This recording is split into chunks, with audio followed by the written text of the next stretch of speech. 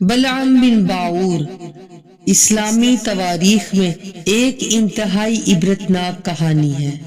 بلعام بن باعور کا قصہ قرآن مجید میں بھی آیا ہے اور قرآن مجید میں اسے ایک کتے سے تشبیہ دی گئی ہے۔ بلعام بن باعور وہ شخص تھا جو علم رکھنے کے باوجود لالچ میں آ کر گمراہ ہونے والا شخص ہے۔ بلعام بن باعور حضرت موسیٰ علیہ السلام کے دور کا ایک بہت بڑا عالم، زاہد اور عبادت گزار شخص تھا۔ وہ شام کے علاقے میں رہتا تھا اور اسے اللہ تعالیٰ کی طرف سے اسم اعظم کا علم عطا کیا گیا تھا۔ کہا جاتا ہے کہ وہ مستجاب الدعوہ تھا۔ وہ جو بھی دعا کرتا تھا اس کی دعا قبول ہوتی تھی۔ اس کے شاگردوں کی تعداد 12,000 تھی۔ جب حضرت موسیٰ علیہ السلام بنی اسرائیل کے ساتھ جبارین قوم جو ایک ظالم قوم تھی ان کی سرزمین کی طرف بڑھے تو ان ظالم لوگوں نے بلعام بن باعور سے درخواست کی کہ وہ حضرت موسیٰ علیہ السلام اور ان کی فوج کے خلاف بد دعا کرے۔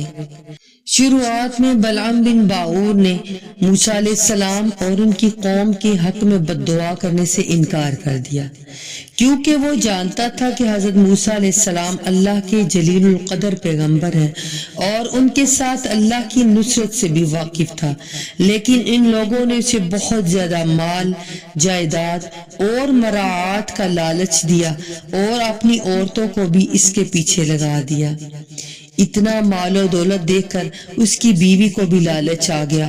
اس نے اپنے خاوند بلعام بن باعور سے کہا کہ تم موسیٰ علیہ السلام کے حق میں بد دعا کے لیے ہاں کر دو، کیونکہ اتنا مال و دولت تم نے کبھی پوری زندگی میں نہیں کمایا جو تم ایک بد دعا کے عوض حاصل کر لو گے۔ چنانچہ بلعام بن باعور کے دل میں لالچ پیدا ہو گیا۔ اس نے دنیاوی لالچ میں آ کر حضرت موسیٰ علیہ السلام کے خلاف بد دعا کرنے کا فیصلہ کیا۔ جب وہ اپنے گدھے پر سوار ہو کر بد دعا کرنے کے لیے نکلا تو اس کا گدھا بار بار رک جاتا اور آگے بڑھنے سے انکار کر دیتا۔ بلعام بن باعور نے اسے مارا، مگر اللہ کے حکم سے وہ گدھا بول اٹھا اور کہا فرشتے مجھے آگے بڑھنے سے روک رہے ہیں۔ لیکن بلعام نے ضد اور لالچ میں آ کر آخر کار بد دعا دی، مگر اللہ تعالیٰ نے اس کے بد دعا کے الفاظ بدل ڈالے۔